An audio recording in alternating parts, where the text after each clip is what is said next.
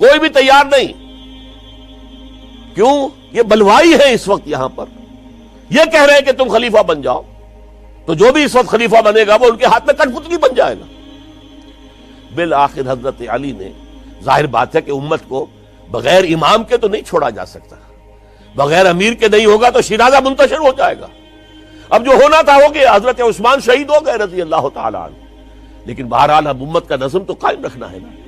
حضرت علی نے بیعت قبول کر لی رضی اللہ تعالی عنہ، لیکن حضرت امیر معاویہ، عمرو بن العاص، ان دونوں نے کہا کہ حضرت علی اگر حضرت عثمان کے خون کا قصاص لے لیں، قاتلان عثمان کو اگر قتل کریں تو ہم بیعت کریں گے. ہم مدعی خلافت نہیں ہے، خلافت علی کی ٹھیک ہے رضی اللہ تعالی عنہ، لیکن سب سے پہلا مطالبہ ہمارا یہ ہے کہ حضرت عثمان کے خون کا قصاص لیا جائے. حضرت علی رضی اللہ تعالیٰ عنہ کے لیے بعض وجوہ سے ایسا کرنا ممکن نہیں ہوا. نتیجہ کیا نکلا؟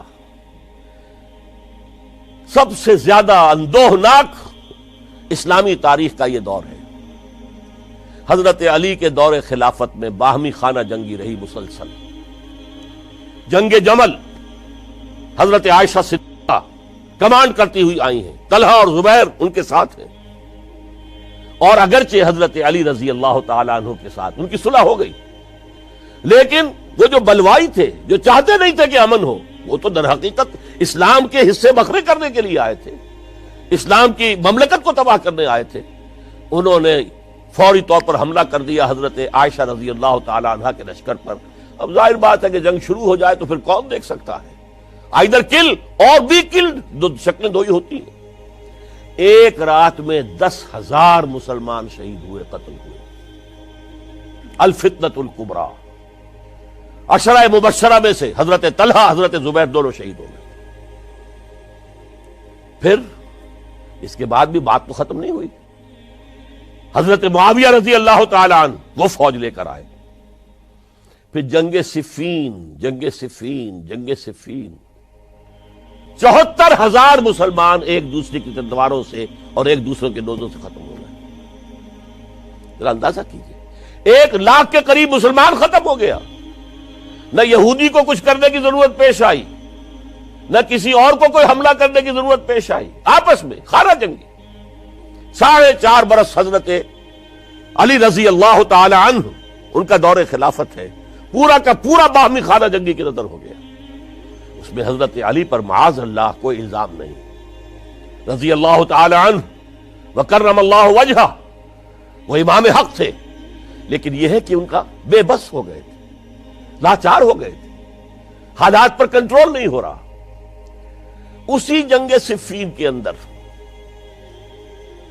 جب ایک تجویز پیش کی گئی کہ لڑنے بھڑنے کی بجائے حکم مان لو، جیسے قرآن مجید میں آیا ہے کہ میاں اور بیوی کے درمیان اختلاف ہو جائے تو فَبَعْثُوا حَكَمًا مِّنْ أَهْلِهِ وَحَكَمًا مِّنْ أَهْلِهَا، ایک حکم لڑکے والوں کی طرف سے، ایک حکم لڑکی والوں کی طرف سے مقرر کر لو، وہ آپس میں معاملہ طے کرائیں. لہذا تحکیم کی تجویز کی گئی. حضرت علی نے یہ تجویز پیش کی گئی عمرو بن العاص رضی اللہ تعالیٰ عنہ کی طرف سے، جو حضرت معاویہ کے ساتھی تھے. حضرت علی اس تحکیم کو قبول نہیں کرنا چاہتے تھے، جانتے تھے کہ یہ ایک چال ہے جس میں میں آ رہا ہوں، لیکن بالآخر آپ نے وہ قبول کر لیا. اچھا بھائی، ابو موسیٰ اشعری ہماری طرف سے، عمرو بن العاص معاویہ کی طرف سے، یہ دو حکم ہیں. اس موقع پر اب تحکیم کیا ہوئی، کیا اس کی شرائط تھی، کیا میں اس میں نہیں جانا چاہتا. اس وقت میں تاریخ نہیں بیان کر رہا، بلکہ مجھے اب چوتھے خلیفہ حضرت علی کی شہادت کا پس منظر بیان کرنا ہے.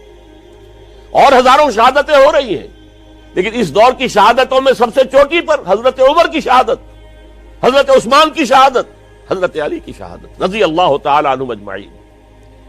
اس وقت حضرت علی کے جو حامی تھے، انہی میں سے ایک فرقہ علیحدہ ہو گیا کہ یہ تحکیم کفر ہے. ان الحکم الا للہ، حکم کا فیصلے کا اختیار اللہ کے سوا کسی کو نہیں ہے، لہذا یہ جو کیا ہے یہ غلط. اور اس حد تک چلے گئے کہ جنہوں نے یہ تحکیم کو قبول کیا وہ کافر ہو گئے. علی بھی کافر، معاویہ بھی کافر، عمرو بن العاص بھی کافر، جنہوں نے مانا کافر. یہ لوگ کہلاتے خوارج تھے. یہ حضرت علی کی فوج میں شامل، حضرت علی کے حامی تھے، حضرت علی کی جماعت میں سے تھے. لیکن بس ایک غلطی، جذبات کے اندر آ کر، غصے کے اندر آ کر اس درجے، اور وہ حضرت علی سے علیحدہ ہو گئے. اس کے بعد انہوں نے اپنی ایک کانفرنس کی، ایک جنگ بھی ہوئی. پھر حضرت علی کو ان کے خلاف جنگ کرنی پڑی. وہ جنگ نہروان کہلاتی ہے، جن میں کہ ان خوارج کو حضرت علی نے بہت بڑی شکست دی. پھر انہوں نے کانفرنس کی آپس میں بیٹھ کر کہ علی کو یا معاویہ کو فوجی شکست دینا تو ہمارے لیے ممکن نہیں ہے. ایسے کرو کہ ان تینوں کو قتل کر دو. علی کو بھی قتل کر دو رضی اللہ تعالی عنہ، معاویہ کو بھی قتل کر دو رضی اللہ تعالی عنہ، عمرو بن العاص کو بھی قتل کر دو تاکہ اس کے بعد مسلمان اپنا کوئی خلیفہ چن لیں. رمضان سن 40 ہجری اس کا ایک دن معین کر لیا، ایک ہی دن. یہ تینوں جو ہے، عبد الرحمن ابن ملجم آئے گا مدینے کے اندر، کوفے کے اندر. حضرت علی نے صدر مقام کوفہ بنا لیا تھا، اور فجر کی نماز میں حضرت علی پر حملہ کرے گا. ایک دوسرا شخص عمرو بن العاص پر جا کر حملہ کرے گا اسی دن اسی وقت. ایک تیسرا شخص وہ امیر معاویہ کے اوپر حملہ کرے گا. عمرو بن العاص اس روز مسجد میں آئے ہی نہیں. ان کی جگہ کوئی اور شخص جو نماز پڑھا رہے تھے وہ شہید کر دیے گئے. حضرت معاویہ پر جو حملہ ہوا وہ اوچھا پڑا وار، وہ جلدی تندرست ہو گئے. حضرت علی ابھی وہ گھر سے نکل کر مسجد کی طرف جا رہے تھے. ابن ملجم نے ایک اور ساتھی اپنے ساتھ لے کر حملے کیے ہیں، شدید زخمی کر دیا. حضرت علی نے آواز دی، کچھ لوگ آئے، ایک ساتھی تو دوڑ گیا اور ابن ملجم جو ہے وہ پکڑ لیا گیا. پھر کسی اور نے نماز پڑھائی، اور حضرت علی رضی اللہ تعالی عنہ نے وصیت کر دی کہ اگر میرا انتقال ہو جائے تو اس ابن ملجم سے قصاص لے لینا، نہ ہو تو پھر میں خود اس کا فیصلہ کروں گا. لیکن حضرت علی رضی اللہ تعالی عنہ بھی شہید ہو گئے. یہ شہادتیں میں نے کس کیٹیگری میں ڈالی ہیں، ہسٹوریکل بیک گراؤنڈ کیا ہے اس کو سمجھیے. ایک شہادتیں وہ تھیں جو دور نبوی میں ہوئی اللہ کے دین کو قائم کرنے کے لیے. سورہ شورى کی آیت ہے، شرع لکم من الدین ما وصى به نوحا والذی اوحینا الیک وما اوحینا به ابراہیم وموسیٰ وعیسیٰ ان اقیموا الدین. دین کو قائم کرو، اور میں اس کا ترجمہ کیا کرتا ہوں وضاحت کرتے ہوئے، دین قائم نہیں ہے تو قائم کرو، قائم ہے تو قائم رکھو. اس کو گرانے کے لیے شیطانی قوتیں تو پورا زور لگائیں گی. ستیزہ کار رہا ہے ازل سے تا امروز، چراغ مصطفی سے شرار بولا بھی. ابلیس لعین کو تو پسند نہیں کہ اسلامی نظام دنیا میں قائم ہو. وہ تو نوع انسانی کا دشمن ہے، ازلی دشمن، پیدائشی دشمن. لہذا اب وہ جو خیمہ کھڑا ہوا ہے شامیانہ، اسے مضبوط رکھو. آندھی اگر چل رہی ہے تو اس کے بانس پکڑو، اس کی رسیاں مضبوط کرو. یہ ہے دین کو قائم رکھنا. یہ دور جو میں نے گنوایا ہے یہ اس دین کو قائم رکھنے کے لیے، اور اس پر جو خارجی حملے ہو رہے تھے ان حملوں کا سد باب کرنے کے لیے یہ بیش قیمت شہادتیں پیش کی گئی ہیں. ہزاروں صحابہ کی جانیں گئی ہیں، اور 3 خلفائے راشدین شہید کیے گئے. لیکن یہ بات نوٹ کر لیجئے، اس کا نتیجہ کیا نکلا. وہ جو ہمارا سیلاب جا رہا تھا عالمی سطح پر، محمد کے دین کو آگے سے آگے پہنچاؤ، جو حضور خطبہ حجۃ الوداع میں کہہ کر گئے تھے، میں نے تم پر حجت قائم کر دی، اب تمہیں حجت قائم کرنی ہے پوری نوع انسانی پر.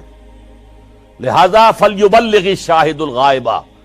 اب جو بھی یہاں موجود ہیں ان کا فرض ہے کہ پہنچائیں ان کو جو یہاں موجود نہیں ہے. یہ اسی کے لیے تو یہ فوجیں نکلی تھیں، اللہ کے دین کو قائم کرنے کے لیے. ورنہ شہادت ہے مطلوب و مقصود مومن، نہ مال غنیمت نہ کشور کشائی.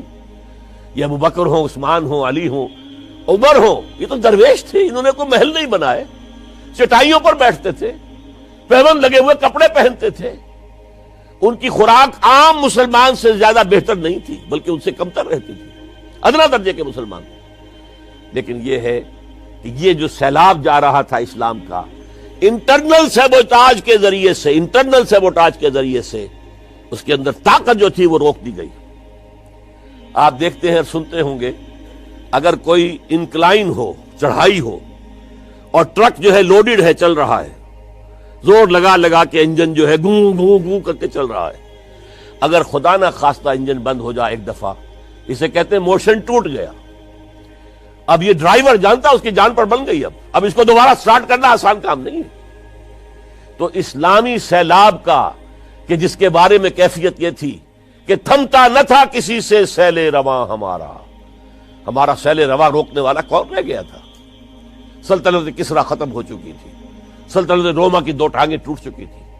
اس کو روکا ہے یہودی سازش نے انٹرنل سیبوٹاج کے ذریعے۔ 1 لاکھ مسلمان تو ایک دوسرے کی تلواروں سے ہی مارے گئے۔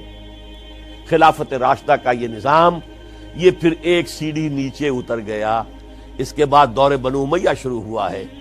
عارضی سا حصہ یہ ہے کہ حضرت علی سے کہا گیا کہ ہم آپ کے بیٹے حضرت حسن کے ہاتھ پر بیعت کر لیں۔ آپ نے فرمایا نہ میں تمہیں روکتا ہوں نہ تمہیں حکم دیتا ہوں، یہ تمہارا معاملہ ہے۔ بہرحال لوگوں نے حضرت حسن کے ہاتھ پر بیعت کر لی۔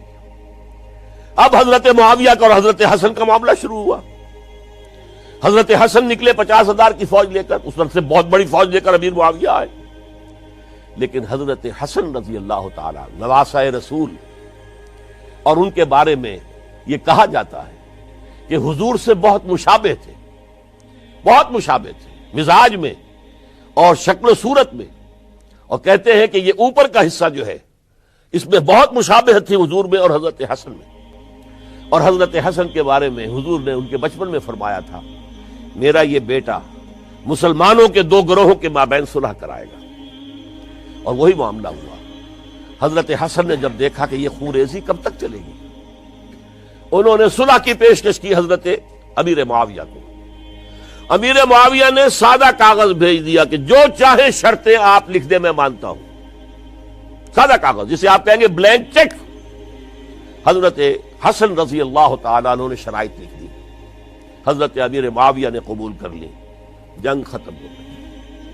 اب خلافت ہوئی حضرت معاویہ کی رضی اللہ تعالی عنہ۔ لیکن حضرت معاویہ اگرچہ جلیل القدر صحابی ہیں، نوٹ کر لیجئے، حضور کے برادر نسبتی ہیں، حضور کے سالے ہیں، ان کی ہمشیرہ ام حبیبہ رضی اللہ تعالی عنہ حضور کی زوجہ محترمہ ہے، ابو سفیان کے یہ بیٹے ہیں، ابو سفیان کی وہ بیٹی ہے، اور ان کے بارے میں حضور نے فرمایا اللہم اجعلہ ہادیا مہدیا، دعا کی اے اللہ اس معاویہ کو ہادی ہدایت دینے والا اور مہدی ہدایت یافتہ بنا دے۔ اس کے باوجود حضرت معاویہ کے دور حکومت یا دور خلافت کو خلافت راشدہ میں تسلیم نہیں کیا جاتا، اس لیے کہ انہیں مسلمانوں نے اپنی رائے سے نہیں چنا تھا، اپنے طاقت کے بل پر وہ حکومت جو ہے انہوں نے حاصل کی تھی۔ چاہے حضرت حسن نے دستبرداری کر کے دے دی،